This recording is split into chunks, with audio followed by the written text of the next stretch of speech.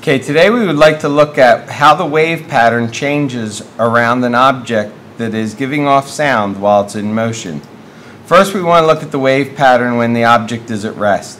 You'll notice the waves are a series of concentric spheres all centered around the same spot.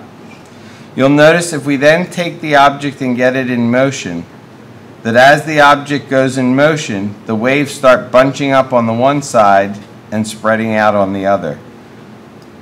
This is known as the Doppler Effect. On the side it's approaching, the wavelength gets smaller and the frequency gets higher.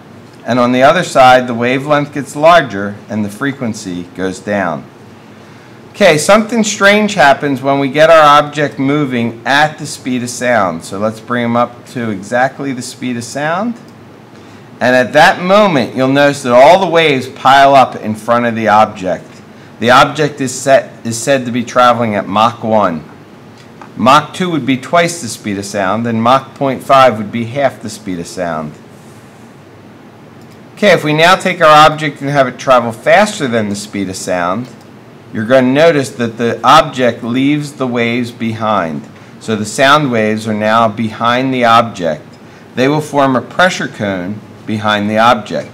And the faster the object is traveling, the more narrow the pressure cone will be. Okay, mathematically, here's how you're going to deal with all of these different ideas. So when the object is at rest, you get your concentric spheres, and everybody will hear the same frequency and measure the same wavelength. When the object is moving at a subsonic speed, slower than the speed of sound, you're going to have the wavelength get shorter and the frequency get higher on the approaching side, the wavelength get longer and the frequency go down on the receding side. This is your Doppler equation. FR is the frequency you receive. FE is the frequency given off. It's 1 plus or minus. Minus is if you're coming toward, plus is if you're going away. The velocity of the object emitting the sound and the velocity of sound. Okay, when you're going really fast, we oftentimes describe the speed based on a Mach number, where you take the velocity of the object and divide by the velocity of sound. This object that made this pattern was traveling at Mach 1.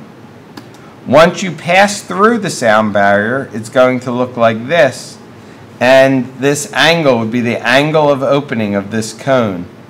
And the faster you move, the more narrow the angle will become. So those are your ideas and the formulas for moving sources of sound.